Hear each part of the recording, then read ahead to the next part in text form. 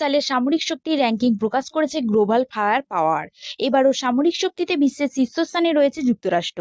সংস্থাটির ওয়েবসাইটে বলা হয়েছে, বিশ্বের ১৪৫টি দেশে সামরিক সক্ষমতার সবচেয়ে সহজলভ্য সামরিক সরঞ্জাম, প্রতিরক্ষা বাজেট, সেনা সংখ্যা সহ ৬০টির বেশি মাপকাঠির উপর ভিত্তি করে এই সূচক তৈরি করা হয়েছে।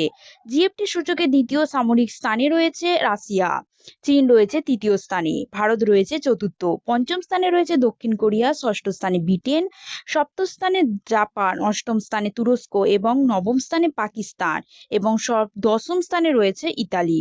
র্যাঙ্কিংয়ে ইরান ১৪তম স্থান এবং ইসরায়েল ১৭তম স্থানে অবস্থান করছে। গত বছর ইরান ১৭তম এবং ইসরায়েল ১৮তম স্থানে ছিল। এবার ইরানের সামরিক শক্তির সূচক 0.2269 এবং ইসরায়েলের 0.2596। এই সূচকে শূন্য স্কোর পাওয়া সামরিক পারফরমেন্স হিসেবে বিবেচিত হয়।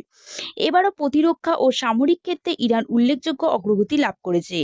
দেশটি এখনও স্টিল ড্রোন উৎপাদনের ক্ষেত্রে পঞ্চম এবং সাবমেরিন তৈরির ক্ষেত্রে দশম স্থানে রয়েছে। পশ্চিমা বিশ্ব মনে করেন সামরিক শক্তির দিক থেকে ইরান অনেকটাই এগিয়ে রয়েছে। চলমান রাশিয়া ইউক্রেন যুদ্ধে ইরানের সরঞ্জাম ব্যবহার করা হচ্ছে বলে মনে করা হচ্ছে। বর্তমানে ইরানের মোট সামরিক বিমান রয়েছে ৫৫১টি।